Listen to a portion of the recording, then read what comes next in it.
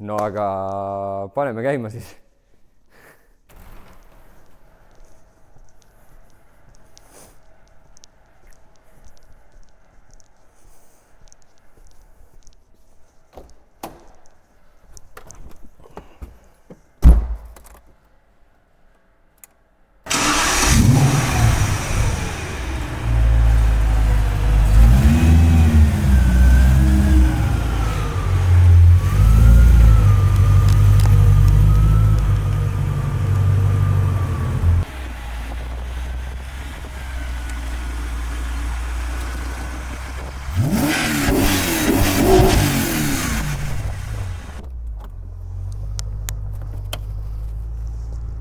Nii lihtsalt ta käima läkski siis. Ja tegelikult päriselt ka läks lihtsalt käima. Aga pärast käima minemist ikka tuli mõningaid asju. Nii et eelmisest videost on möödas umbes täpselt 3 nädalat.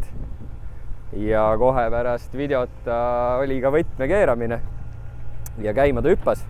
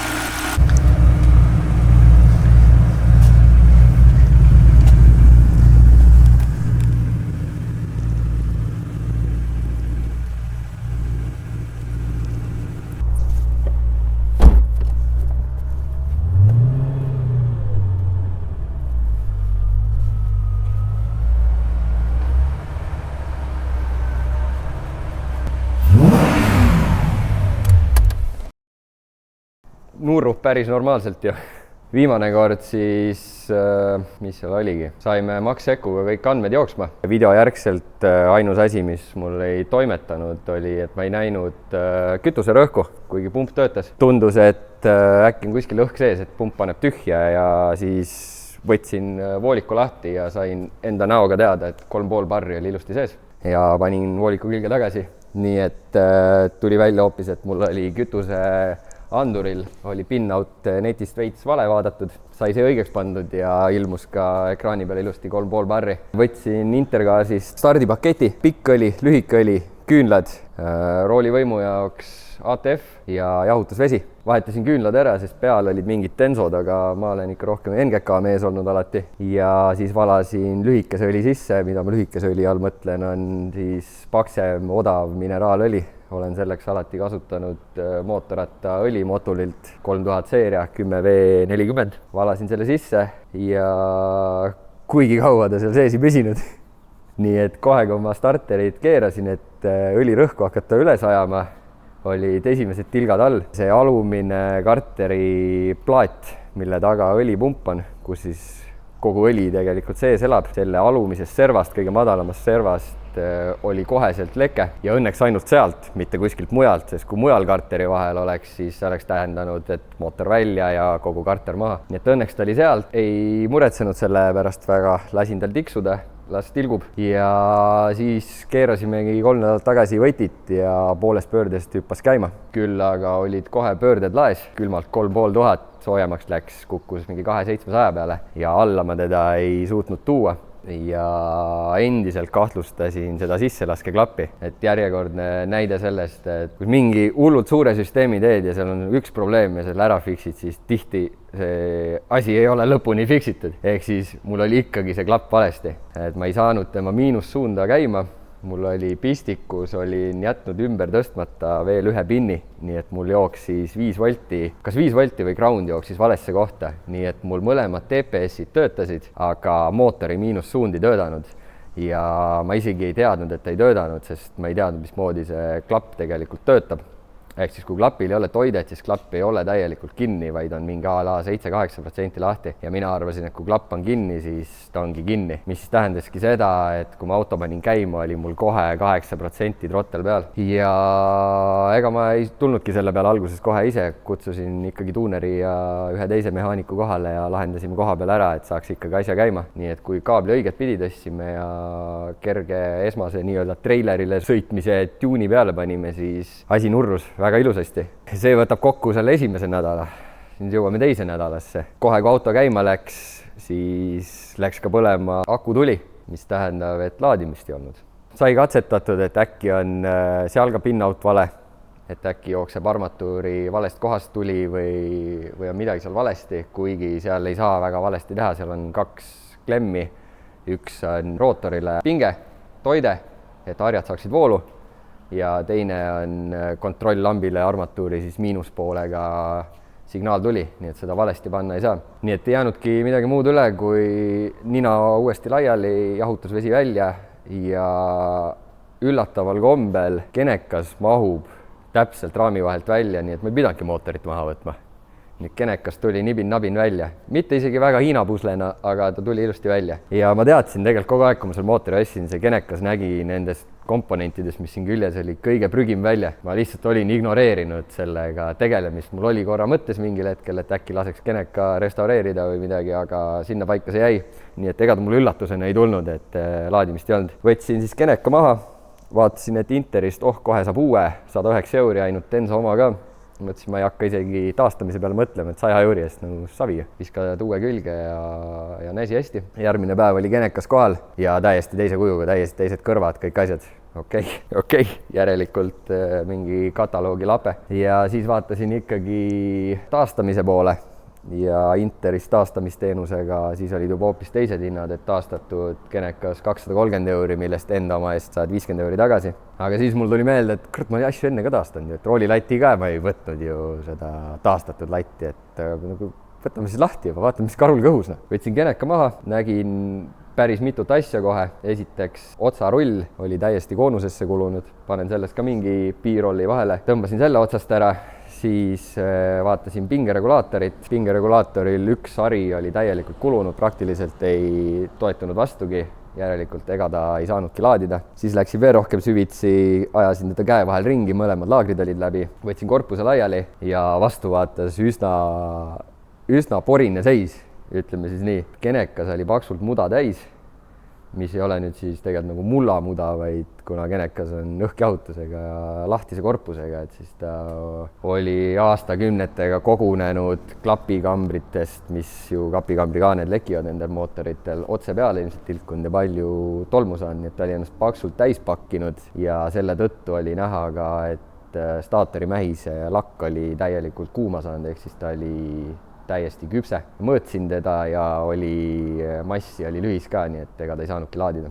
Jälle Intercars, nagu ikka, laagrid Interist, pingekas Interist, küll aga staatorit ma sealt ei leidnud.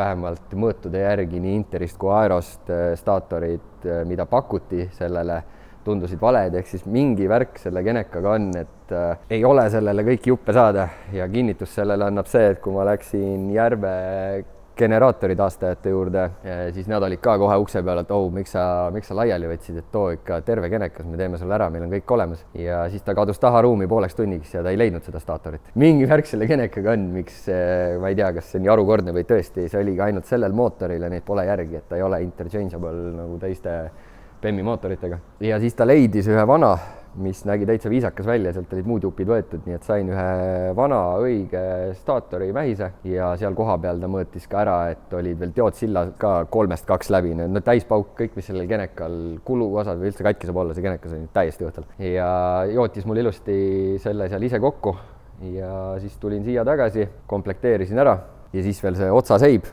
kuna jälle kenekas mingi eritüüp, B-varu otsa rattaks ei olnud. 77 € oleks United Motorsist uue saanud, aga siis mulle meenus, et mõned aastad tagasi me mingitele rallikatele tegime mitmikil rihmasoontega neid pullikomplekte.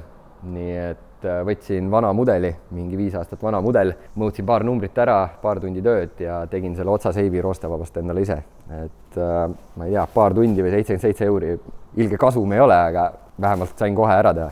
Ja siis läkski kokku uued laagrid sisse, kõik uued jupid sisse ja kuna olin ikkagi tühja autoga siin ümber ploki tiire veits teinud ja testinud, tahtsin selle lühikese õliga ikkagi mingid kuumad sisse saada. Inspekteerisin autot veits põhjalt, lekkis muidugi sealt mõnusalt korralikult ja siis nägin ära järgmise probleemi, mis jällegi oli teada, et tuleb probleemiks, aga pigistasin silma kinni. Nimelt see catchcan'i tagasivool, kuna mul seal kollektorite juures on ikka äärmiselt tihe ja mootori käpp on sealt täpselt ees selle koha peale, kus mul catchcan'ilt alt voolab plokki, siis see voolik üle mootori käpa minnes teeb väga järsu pöörde ja umbes 2 sentimeetrise vahega esimesest kollektori runnerist. Nii et sealt vaatas mulle vastu kõrbenud AN-i voolik. Et teadsin, et see juhtub, aga lihtsalt lootsin, et ei juhtu. Aga kuna õnneks kenekas oli küljest ära, siis oli mul seal väga palju ruumi, et tungiga mootorit alt toestada ja pääsesin jälle mootori mahavõtmisest, nii et sain selle käpa küljest ära ilge hiinapuslega. Et mul läks vist tund aega, et leida õige asend kollektorite ja roolikardaani vahelt see käpp kätte sai. Ma nägin, et ta saaks tulla. Ma ei uskunud, aga ta tuli lõpuks sealt vahelt välja ja pärast tagasi läks ta ka sinna täpselt samamoodi. Tundus, et ta ei mahu sinna, aga välja tuli, kui tuleb tagasi ka. Lasin käbiga vajalikes kohtades seda mootori käppa natuke õhemaks. Video pealt tundub nagu hullu suur muutus ei oleks, aga tegelikult see muutis selle vooliku trassi täielikult ja siis tegingi juba uue vooliku ja kindluse mõttes keerasin ta veel ka klaasriidesse selle vajaliku koha pealt. Läks kenekas külge, läks see voolik külge, nüüd ma olen uuesti temaga sõitnud siin ümber ploki ja võib-olla isegi nüüd natuke kaugemale ja ei ole rohkem mingit kõrbemis, sulamis märke. Nii et sellega sai 2 probleemi lahendatud, keneka peale panin, kustus kohe, aku tuli ära ja selle asjaga korras. Ja nüüd siis see õlileke, kuna see õlileke oli ja päris suur, siis ma läksin uuesti Intercarsi ja ostsin endale kõigepealt üldse, kui ma üldse sellega kuhugi sõitma lähen või edasi liigun selle pilliga, siis ma ostsin endale enesekindlust veits, ehk siis 2-kilose tulekustuti. Tegin talle vinkelrauast kinnituse, nii et kinnitub ilusti esimeste istmepoltide alla. Nüüd küll istet väga palju ette sõita ei saa, aga see ongi hea, sest kaalujaotuse mõttes pigem istuge see kõrvalistuja taga. Pole põhjust, pole niikuinii ruumi seal millekski. Nii et panin selle paika. Siis oli juba tuju nii hea, mõtlesin, et prooviks ta normaalselt istuma ka lõpuks panna. Varasemalt need samad väljed, mis nüüd all on, ma kindlasti teadsin, et ma tahan nende velgedega nii kaua sõita, kuni ma selle whitebody conversioni ära teen.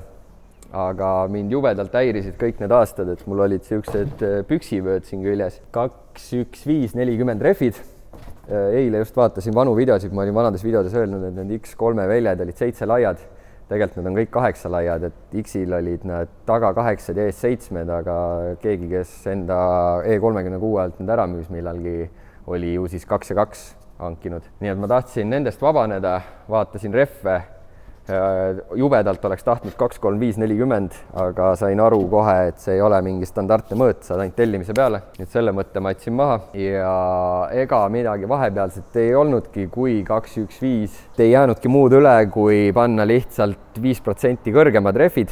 Laius ette jäi ikkagi 2.1.5, aga diameeter tõusis, põhimõtteliselt kasvas 4 sentimeetrit, ehk siis auto nina kerkis 2 senti ja kuna taga on ruumi rohkem ja tegelikult võiks ju seda jõudu maha panna ka, kuna taga näeks kõvasti etem välja, kui siin oleks nagu rohkem miiti see asi, siis taha läksid 2.4.5.40, millel on siis vähemalt paberi järgi on täpselt sama diameeter nagu 2.1.5.45. Ja mulle just meeldib, et siin on nüüd täielik straight wall, et see fitment on täpselt perfektne. Et ma kindlasti taha selle auto all näha 18-tolliseid välgi, vaid just pigem siuke miiti lahendus, kus koobas on ilusti täis, samas on ainult ühe näpu jagu ruumi, kuskil vastu ei käi, et siuke roadster hot rod on ta nüüd, et on madal, aga põhja kõrgus võrreldes varasemaga, mis on temaga 3 aastat sõitsin, on midagi muud, juba olen üle lamavate sõitnud suht suure hooga ja kuskilt midagi vastu ei käi. ning et fitment siis paremaks saada või siis võrdsemaks, et ees mulle fitment väga meeldis, väljaserv on 10 milli seespool ja mõõtsin tagant ära ja 15-sed flantsid, Stansu tellimus, võtsin kõige lühemad tikkpoldid ja keerasin siis uue komplekti alla. Ja kusjuures esimesed siis olid ikkagi veel liiga pikad tikud, nii et nendelt saagisin jupi maha ja lasin lindi peal otsad ilusaks. Räägime siis nüüd sellest õlilekkest. Ehk siis kuna ma alguses ei pidanud seda üldse suureks asjaks ja lõpuks ta ka ei olnud suur asi, lasin siis selle esimese õli välja pärast, selle lühikese õli pärast seda, kui olin mingid soojad sisse saanud, et saaks siis mootori läbi pesta. Ja ega mul meeles ei ole, kui ma seda 3 aastat tagasi seda karterit komplekteerisin, kas ma panin liiga vähe hermetsi sinna viimase pleki vahele või ma keerasin kohe kärsitult selle kinni, nii et surusin hermetsi vahelt välja, igatahes võtsin ta lahti, puhastasin ära ja panin uue hermetsi vahele. Nüüd juba siis olin targem ja jätsin endal meelde, et ma ei keeraks pingule, panin pingule alles järgmisel hommikul. Valasin siis nüüd juba pika õli sisse, pikaks õliks valisin likumolli, nagu ma viimasel ajal seda teinud olen, Top Deck seeria, viskoossusega 5V40, miks, ei tea, loto, mõtlesin, panen lihtsalt selle. Ja nagu ma selle vedelama õli sinna sisse valasin, siis see jooksis kohe ja jooksis nagu natuke rohkem, kui ta selle mineraaliga jooksis. Ja no siis ma olin juba suht hämmingus, mõtlesin nagu, come on, no nüüd sai küll silikon hea, et kas tõesti see Poola karteri need pinnad nii hullult ujuvad, et mingis kohas tekib nagu nullkontaktpind, surub silikoni välja samal ajal, kui teisest kohast on nagu ilusti tihendatud. Mõtlesin, et okei, nüüd 3. kord ma lähen nagu ekstra miili, et ma teen korralikult, võtsin alt ära. Need on pulbervärvitud karteri osad. Kuna pulbervärv on tugeva apelsinikoorega, siis võtsin liivaka kätte, lasin mõlemad servad liivakaga üle, lasin apelsinikoore välja, õnneks seda hea lihtne lihvida. Pulbervärv on põhimõtteliselt nagu plastmass. Lasin pinnad ilusaks, käisin, ostsin paksu pabertihendi, tegin tihendi, siis veel kaugemale, tegin käed silikoniga kokku, tõmbasin selle tihendi mõlemalt poolt silikoniseks, kleepisin alla ja ei poltinud ka veel kohe ära, ootasin selle, poltisin kinni. Valasin õli sisse, täpselt sama. Lekkis täpselt samamoodi. Ja siis mul oli küll nagu see, et perse kuradi bemmid. Aga ei, see ei ole kuidagi bemmiga seotud, kohe jõuame selleni, et Poola karter. Nii et siis ma sain nagu aru, et siin ei ole mitte mingit muud lahendust, see õli ei tule sealt. Lihtsalt ta näitab mulle seda mootori kõige madalamast sealt kohast, need poltide kohast, kus see tundub, et võiks tulla, aga ta tuleb kuskilt mujalt. Aga samas ta ei tulnud ka kuskilt kõrgemalt, sest karter ülevalt ja mootor ülevalt, kõik on täiesti kuiv. Mul ei ole mitte kuskil mitte ühtegi õlileket. Üliväike tilk on pinguti otsas, aga see nagu ei puutu üldse asjasse, sest see on nii kõrgel ja sealt ei tule lihtsalt. Ja ta tuleb täpselt sealt tihendi pinna juurest. Ja siis ainus mõte, mis tekkis, et peab olema keevituse pinhole, et seal on keevitatud siuke flants ja see on keevitatud sisse poole, nagu ühesõnaga välisnurk on keevitatud sees poolt. Võtsin lahti, mõtlesin, et see paistab mulle siis kohe silma, et ma enam-vähem tean, kus on ja hakkan otsima ja no ei ole, käin hambaarsti tööriistaga, nagu käidki kõrdi hambaid üle, vaatad iga keevituse mügariku ja juba luuludes, et nagu ei, selle mügariku taga on äkki pinhole ja no ei ole mitte kuskil. Ja siis võtsin, okei, last resort, lasin terve serva seebiseks, võtsin suruõhu, lasin suruõhuga tervet serva ja siis ühes kohas pani mulle nagu tüüsist jällegi näkku, nagu ikka, kui ma asjad teada saan. Nii et oligi ikkagi üks väike pinhole, ütleks, et mingi tsikli, karpa, tühikäigu, tüüsisuurune ava, imepisik ava, kus nagu ma ütleks, et nagu paks õli võiks isegi mitte läbi mahtuda. Aga ometigi sellest väiksest avast suutis 3 päevaga ta pool liitrit õli mul välja tilgutada nagu meeletult. Ja samas mingites olukordades jäi ta nagu ka kinni, ehk siis kas läks tolmukübe või mis iganes ette nagu. Nii et kui ma selle vea üles leidsin, siis oli lihtne juba turbiiniga kergelt puhtaks, 2 sekundit hoiad tiigi vastas, kõik unustatud. Uuesti tihendimänguga kokku tagasi, kuna korra olin juba tihendiga teinud, siis ma enam ei hakanud ilma tihendita ometigi tegema. Kokku tagasi õli sisse ja mitte tilkagi. Et selline saaga siis. Ja siis nüüd mõned päevad tagasi lasin esituled ära teha. Esituled olid väga koledaks, oli see lakk läinud. ja kuna varasemalt oligi, tuli oli sihuke kollakas, siis mul olid ka udukad kollasemaks kleebitud ja nägi suht cool välja, aga nüüd, kuna tehti polümeriga teisitulede taastamine, käis tegemas Maruvärv, võite Instagramist vaadata, tulete kohale või saadate tuled ja siis hakkas see kollane kuidagi riivama silma, et enam need kollased udukad ei sobinud, nüüd on nagu nina on suht fresh, nii et läks ka see minema. Nüüd siis olen 2 päeva temaga tiirutanud, käib jube hästi, ilmnenud on praegu väike dosoolileke, üliväike, aga kõige halvemast kohast, ehk siis tilk on käigukasti all otsas, mis tähendab, et see on FlexBlade'i taga olev V-tähe kujuline selline silindri peadest tagasijooksuplaat ja ilmselt selle pabertihendi vahelt ta lekib, aga kuna minul käigukast ei tule välja enne, kui tulevad kollektoritorud välja, korrektoritorud ei tule enne välja, kui tuleb mootor välja, siis lõpuks ma ikkagi sain endale selle engine out job'i ka, et ma olen 3 nädalat suutnud dodžida, aga see tilk on nii minimaalne, et ta tuleb mul öö jooksul sinna mingi sihuke väike latakas ja veelekke pärast ma nii väga ei muretse, sest õlilekkega sõites on sul nädalaga on alt täis okse. Nii et praegu jääb nii, nüüd järgmised sammud on vaja minna kaaluma, on vaja minna Dünosse, on vaja minna Maanteeametisse näitama ja siis on vaja sõita ja loos on vaja ära teha. Jep, panin loosi jaoks juba kõik valmis, kommenteerijaid oli palju, 165, selle üle väga hea meel. Võtsime Excelisse 165 nime sisse, võtame siit Google'ist random number generatori 165. Ma ei tea, mis teeme 3. peale, teeme ketta soojaks. Loosiratas soojaks, näitab siin 7, et see ei lähe arvesse, see oli siin by default. Esimene, teine ja 3. Võitja number 53, vaatame, kes see 53 on siis. 53 on meil, ma ei oska lugeda, Soer. @Soer. Palju õnne, @Soer. Otsin kohe su auhinna välja siit kuskilt sahtlist. 100-eurine kinkekaart raketibaasist. Kirjuta mulle Instagrami, kuidas selle siis kätte saad ja siis saad enda võitu minna lunastama. Palju õnne. Nii et tuli selline one-shot video seekord. Ega need ülesanded olid ka siin sellised jooksvad, et enam ei olnud nagu ehituse faas, et planeerid valmis, mida ehitad ja kuidas filmid, vaid iga päev oli kas uus probleem või uus ülesanne või mingi uus mõte, et oli jooksvalt vaja kõigega tegeleda ja suutsin mõned B-roll klipid ainult teha, et see ehitus on ju läbi, mis ma ikka näitan teile, nüüd on sõita vaja, nüüd on ju igav, käib, mis ta ikka.